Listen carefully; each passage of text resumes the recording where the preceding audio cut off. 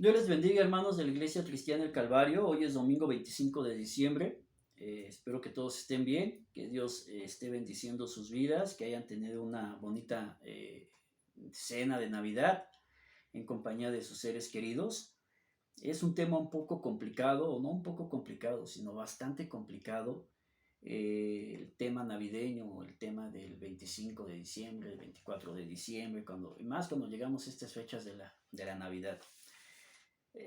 Algunas denominaciones, en algunas denominaciones cristianas o también algunas religiones, pues no celebran la Navidad. He escuchado de algunas denominaciones que no celebran la Navidad porque dicen que no está en la Biblia, que no hay ningún mandato bíblico para que puedan ellos celebrar la Navidad, o también que ningún apóstol, ningún líder de la iglesia primitiva o los discípulos de Jesucristo celebraran la Navidad. Se ha dicho que también es una fiesta totalmente pagana, y ha habido muchas situaciones que se dicen acerca de la Navidad.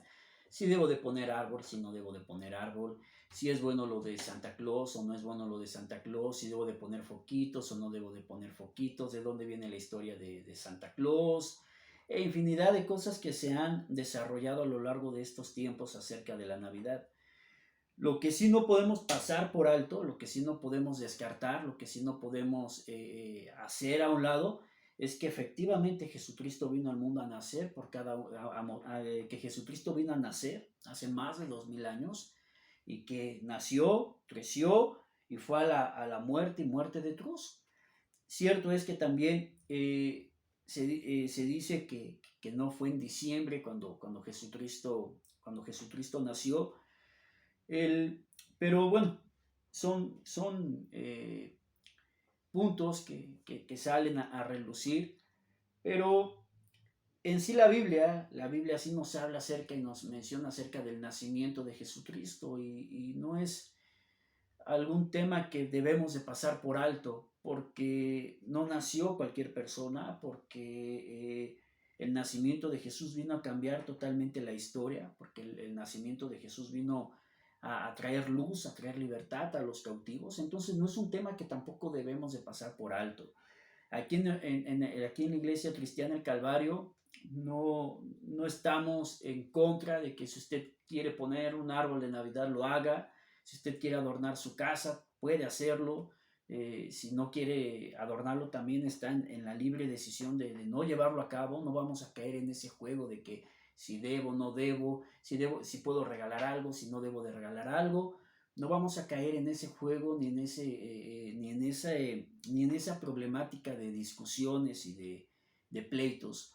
Si usted en su corazón quiere celebrar la Navidad en compañía de sus hijos, de su familia, de sus seres queridos, hágalo siempre como dice las Escrituras, hacer todo decentemente y con orden. Hágalo bajo la dirección del Espíritu, acordándose de Jesucristo durante la cena, quizá darle algún abrazo a sus hijos, a darle algún abrazo a sus seres queridos. Hágalo con ese amor, hágalo con esa bondad, hágalo con esa gratitud de que Dios le permite la vida y le permite estar llegando ya casi al finalizar un año, y recordar que Jesucristo vino a traer dicha, a traer perdón, a traer misericordia, a traer libertad a los cautivos, y hacerlo con esa devoción, acordándonos de Él.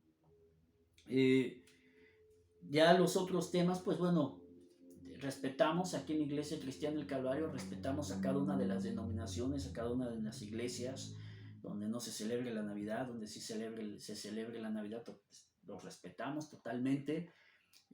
Estoy totalmente de acuerdo que la Biblia no nos da el mandato de celebrar la Navidad, no es un mandato bíblico, pero pues tampoco es un acto que nos vaya a traer condenación eterna. Y como ejemplo, pongo algún ejemplo. Un ejemplo es la danza, ¿verdad? Hay iglesias donde se danza, iglesias donde no se danza, y la danza pues no te salva, pero tampoco te condena. Entonces, la, celebrar la Navidad en compañía de tus seres queridos, acordarte de Jesucristo, que un día vino a la tierra a morir por cada uno de nosotros, que vino a nacer y después a morir, pues tampoco va a ser un acto que nos condene, pero tampoco quiere decir que sea un acto que nos dé la vida eterna, porque la vida eterna únicamente la obtenemos cuando el pecador, cuando el hombre viene al conocimiento del Evangelio, confiesa con su boca que Jesús es el Señor, se arrepiente de sus pecados, es como el hombre obtiene la vida eterna. Pero bien, para hablar del nacimiento de Jesucristo, en el Nuevo Testamento encontramos los 4 evangelios, el Evangelio según San Mateo, el Evangelio según San Marcos, San Lucas y San Juan.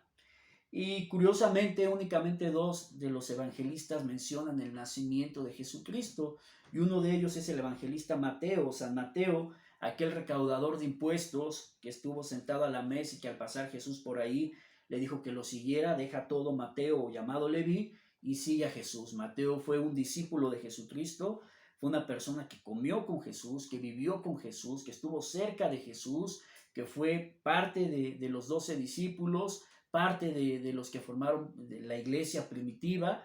Y San Mateo escribe esta obra, o el Evangelio según San Mateo, que lleva su nombre, escribe esta obra dirigida totalmente a los judíos, y empezando por toda lo que es la genealogía de Jesucristo, ya que los judíos eran muy dados a seguir este tipo de genealogías o de árbol genealógico. Pues San Mateo específicamente su obra la dirige a los judíos, mencionando este árbol de la genealogía de Jesucristo.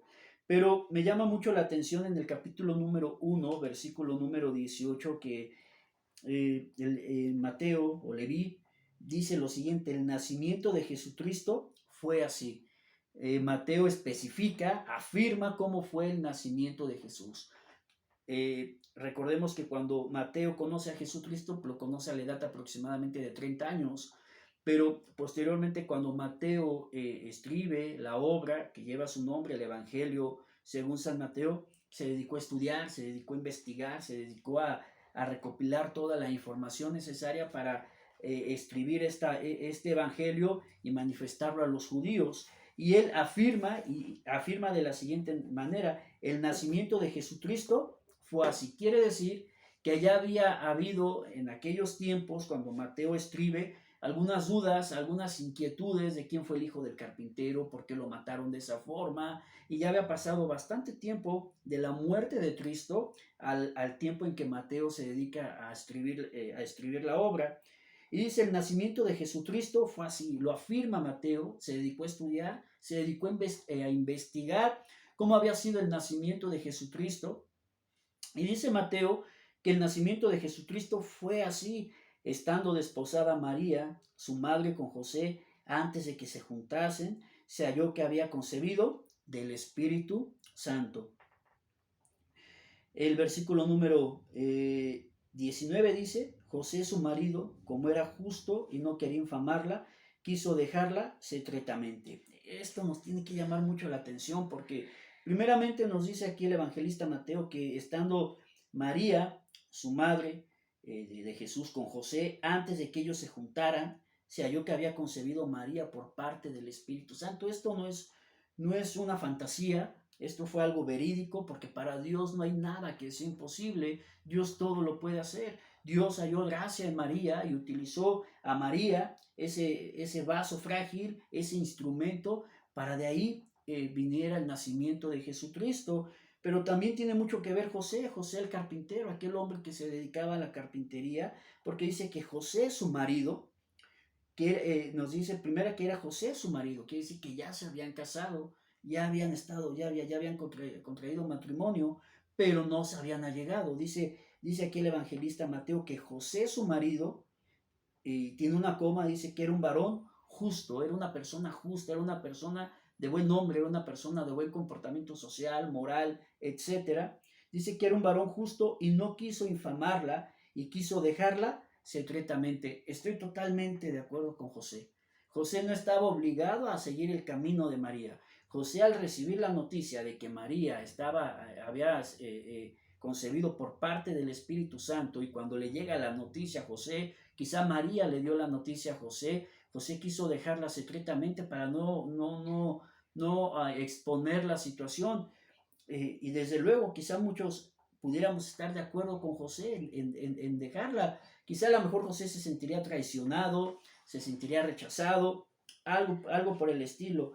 Pero dice, y pensando él en esto, es decir, que sí pensó tomar la decisión José de abandonar a María, pero dice la Biblia, y pensando él en esto, un ángel del Señor le apareció en sueños y le dijo: José, hijo de David, no temas recibir a María tu mujer, porque lo que en ella es engendrado del Espíritu Santo es. Un ángel se le aparece a José. Un ángel en sueños viene a José y le dice que lo que estaba pasando, que lo que estaba sucediendo en su hogar era un acontecimiento totalmente divino y santo, que no dejara a María porque lo que estaba pasando era algo totalmente divino. Y el ángel le afirmó a José: y dará a luz un hijo, y llamará su nombre Jesús, porque él salvará al pueblo de sus pecados. José inmediatamente, el ángel inmediatamente le da la explicación a José de lo que iba a pasar en un futuro, le da la revelación totalmente divina. El pueblo estaba perdido, el pueblo estaba esclavizado en sus pecados y delitos desde tiempos atrás, y era necesaria la intervención de Jesucristo, enviado por Dios Padre aquí a la tierra a morir por cada uno de nosotros para dar su vida por nuestros pecados y delitos. A José se le reveló el plan divino, tal y como lo escribe el evangelista San Juan, porque de tal manera amó Dios al mundo que ha dado a su único Hijo para que todo aquel que en él cree no se pierda, mas tenga la vida eterna. Se le reveló el plan a José y dice: todo esto aconteció para que se cumpliera lo dicho por el Señor por medio del profeta cuando dijo: he aquí una virgen concebirá y dará a luz un hijo y llamará su nombre Emmanuel, que traducido es Dios es con nosotros. ¿Cómo no acordarnos en estas fechas que hace más de 2000 años vino el Salvador del mundo a dar su vida por cada uno de nosotros, a derramar su sangre en la cruz del Calvario, y que podemos decir hoy, como dice aquí las Sagradas Escrituras, Emmanuel, que es Dios o Dios con nosotros. Pero cuando despertó José del sueño, hizo como el ángel del Señor le había mandado y recibió a su mujer, pero no la conoció hasta que dio a luz a su hijo primogénito y le puso por nombre Jesús. Una vez que José tiene estas dudas de abandonar, de dejar a su mujer por todo lo que estaba pasando, viene el ángel, le dice: no te vayas, porque lo que está sucediendo son planes divinos, son planes de Dios, son planes totalmente espirituales. Dios le dio la capacidad a José de poder entender la situación que estaba viviendo, o que ellos estaban pasando. José fue obediente, era un hombre justo, fue un hombre obediente a la promesa divina, a la promesa de Dios, y acompañó a María precisamente hasta que dio a luz a Jesucristo, y posteriormente ya pudo conocer a su mujer, y María tuvo más hijos.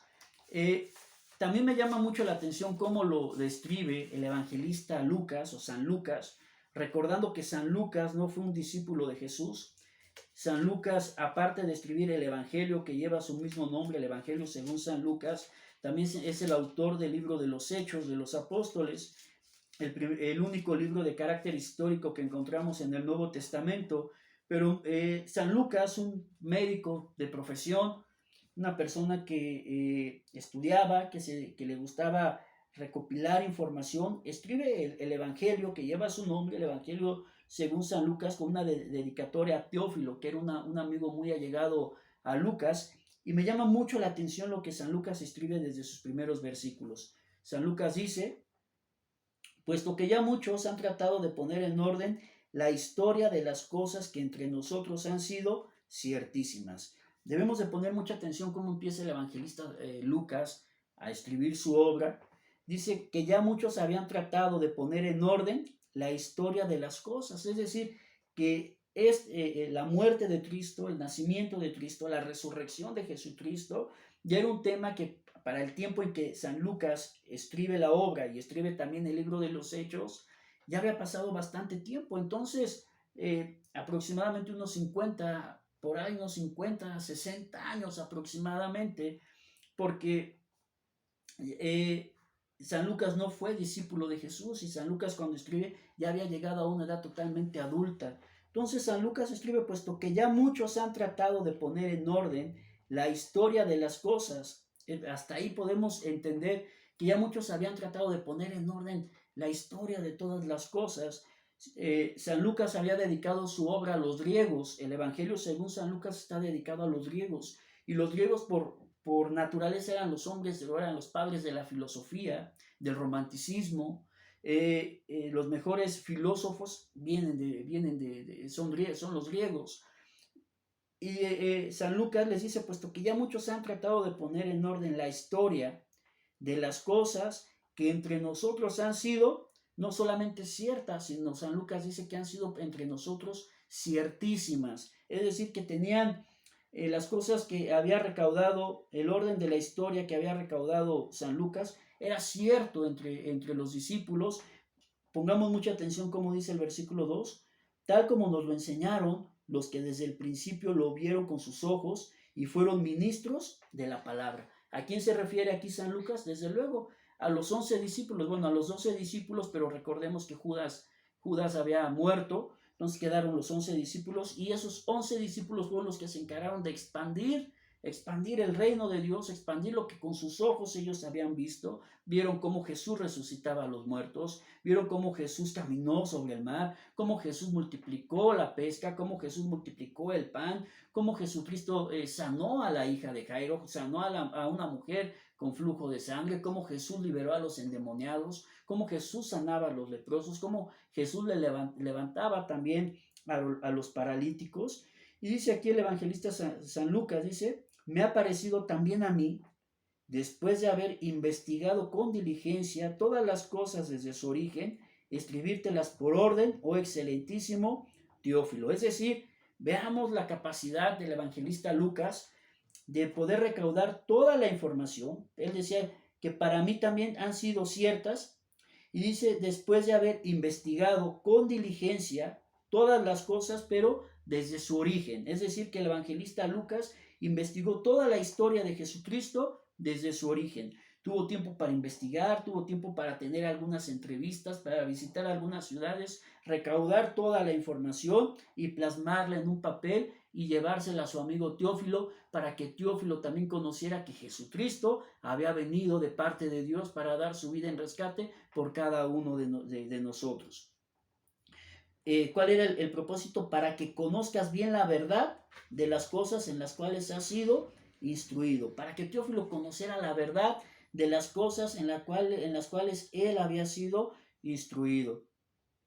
Hasta el día de hoy, hasta este siglo XXI, hasta este tiempo, se siguen levantando que Jesús no fue el Hijo de Dios, que únicamente fue un revolucionario, que fue un buen líder, pero no, efectivamente Jesucristo era Dios. Jesucristo vino del cielo a dar su vida por cada uno de nosotros. Es un acto que no podemos negar, es un acto que está comprobado tanto científicamente como espiritualmente.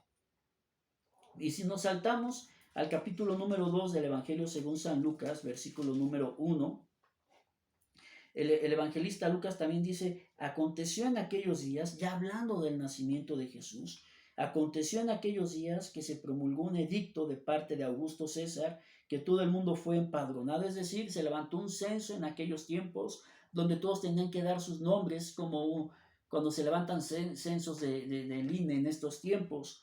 Y dice, en este primer censo se hizo siendo Cirenio el gobernador de Siria, e iban todos para ser empadronados cada uno a su ciudad.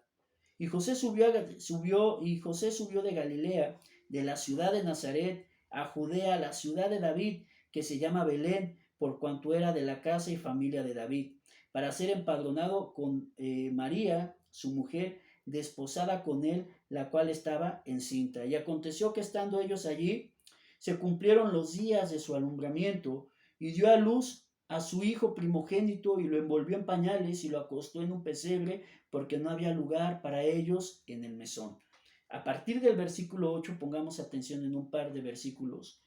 Había pastores en la misma región que velaban y guardaban las vigilias de la noche sobre su rebaño. Y he aquí, se les presentó un ángel del Señor y la gloria del Señor los rodeó de resplandor y tuvieron gran temor. Había, dice aquí la Biblia, dos pastores, dos personas comunes y corrientes que estaban cuidando de su rebaño, que estaban haciendo sus actividades cotidianas, y de la noche se les viene esta manifestación del ángel que rodeó de luz y desde luego ellos tuvieron gran temor. Pero cuando algo es de Dios, cuando Dios está con nosotros, cuando la presencia de Dios nos acompaña hasta el día de hoy, como dijo Jesucristo, en el mundo vas a tener aflicción, pero confía en mí porque yo he vencido al mundo, entonces el temor se va y viene la paz de Jesús que sobrepasa todo entendimiento humano. Y aquí se les presentó un ángel del Señor y la gloria del Señor los rodeó del resplandor y tuvieron gran temor, pero el ángel les dijo, no teman, porque he aquí os doy nuevas de gran gozo, que será para todo el pueblo, que nos ha nacido hoy en la ciudad de David un Salvador, que es Cristo el Señor. Esto servirá de señal, hallaréis al niño envuelto en pañales, acostado en un pesebre. Pero ya había nacido Jesús. Únicamente llegó esta revelación a los pastores para que fueran a ver al niño, pero ya había nacido Jesús, como lo leímos en el antetexto del capítulo número 2, versículo 1 al 8. Esto servirá que iban a hallar envuelto al niño en un pesebre en pañales.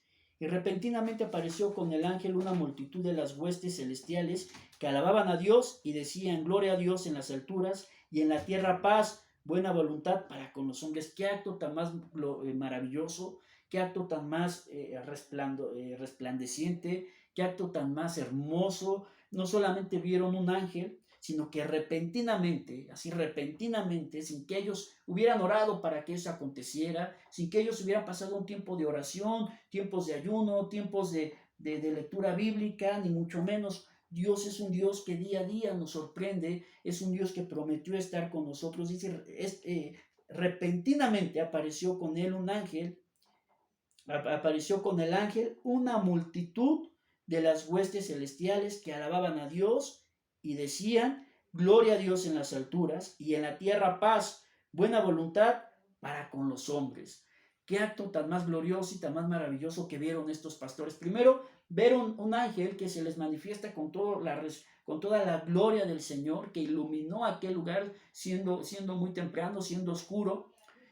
Tuvieron temor, pero cuando la presencia de los ángeles se manifiesta, tienen la paz. Y posteriormente también, repentinamente, aparece con el ángel una multitud de las huestes celestiales que alababan a Dios y decían, gloria a Dios en las alturas y en la tierra paz, buena voluntad para con los hombres. Sucedió que cuando los ángeles se fueron de ellos al cielo, los pastores se dijeron unos a otros, pasemos pues hasta Belén y veamos esto que ha sucedido y que el Señor nos ha manifestado. Vinieron pues apresuradamente y hallaron a María y a José y al niño acostado en el pesebre, y al verlo dieron a conocer lo que se les había dicho acerca del niño, y todos los que oyeron se maravillaron de lo que los pastores les decían. Pero María guardaba todas estas cosas meditándolas en su corazón. Y volvieron los pastores glorificando y alabando a Dios por todas las cosas que habían oído y visto, como se les había dicho. Desde luego que también para María todo lo que estaba sucediendo, todo el proceso del embarazo, desde que recibió la revelación, para José también, lo que había provocado en ellos como pareja, como matrimonio. Posteriormente ve la revelación que tiene José, ese sueño que tiene José, que estoy totalmente seguro que ese sueño que tuvo José cambió su vida, cambió su forma de vivir, cambió su forma de pensar. Para María también. Posteriormente los pastores también, ese día fue un día glorioso también para ellos, no solamente fue un día glorioso para la humanidad, sino también fue un día glorioso para los pastores. Primero ver un ángel, después ver la multitud de ángeles, ver y escuchar una multitud de ángeles que alababan y glorificaban a Dios. Desde luego que sí, porque no había nacido cualquier persona, estaba naciendo el Hijo de Dios que había venido de hacer carne, que el Verbo venía a ser carne, que el verbo se venía de ser carne, que el verbo se despojó, vino a la tierra a dar su vida en rescate por cada uno de nosotros. Porque el verbo se hizo carne y habitó entre nosotros. Porque el Cordero de Dios es el que quita el pecado del mundo, el Salvador es el que rescata del hoyo nuestra vida, Él es el que sana todas nuestras enfermedades, el que cura todas nuestras dolencias, el que perdona todas nuestras iniquidades, el que perdona todos nuestros pecados, se llama Jesús. Y nació vino a la tierra hace más de 2000 años, nació creció y dio su vida en rescate por cada uno de nosotros. Es una historia totalmente viva, es una historia llena de luz, una historia que proporciona vida, y no solamente una vida común y corriente, sino es una historia que proporciona vida eterna y vida en abundancia. No podemos negar el nacimiento de Jesucristo, como tampoco podemos negar la muerte de Cristo, como la existencia de Él mismo. Es un acto totalmente glorioso, es un acto totalmente sobrenatural, porque para nuestro Dios no hay nada que sea imposible. Amado hermano, quizá se levanten muchos comentarios acerca de estas fechas, acerca de la Navidad. Y no queremos caer en contradicciones, no queremos caer en pleitos, en puntos de vista totalmente contradictorios a ello. Pero sí deseamos aquí en la Iglesia Cristiana El Calvario, a todos los que escuchen este video, queremos desearles una feliz Navidad. Navidad es natividad, nacimiento. Que se acuerden de Jesucristo en estas fechas, en estos tiempos. Que si no ha habido reconciliación con algún familiar, lo hagan en estas épocas que se presta para llevarlo a cabo. Que se acuerdan de Cristo en todo lo que hagan. Que Jesucristo more en sus corazones. Que la dicha, el perdón de Cristo sea en su hogar, en todo lo que hagan, en la mesa cuando se sienten a cenar. No importa lo que cenemos, no importa lo que haya puesto en nuestra mesa, lo importante es que tengan un momento de comunión, un momento de reflexión, y que sí recordemos que hace más de 2000 años el Salvador del mundo vino a esta tierra a dar su vida en rescate por cada uno de nosotros. Es un acto que no podemos olvidar, es un acto que no podemos pasar por alto. Jesucristo vino, nació, creció y también murió, pero también resucitó con poder y con gloria, y está sentada a la diestra del Padre intercediendo por cada uno de nosotros. Aquí en esta tu casa, Iglesia Cristiana del Calvario, Pastor Osvaldo Palmer te manda muchas felicidades, buenos deseos. Bendigo tu vida, bendigo tu hogar, bendigo tu trabajo, bendigo el fruto de tus manos, que todo lo que pase por tus manos lleve fruto al 100%. Que la paz de nuestro Señor Jesucristo inunde tu hogar, inunde tu trabajo. Que lo que fue en este año, lo que viviste en este año, como dijo el apóstol San Pablo, ahora me extiendo al porvenir, a lo que está por delante, dejando ciertamente el pasado sepultado.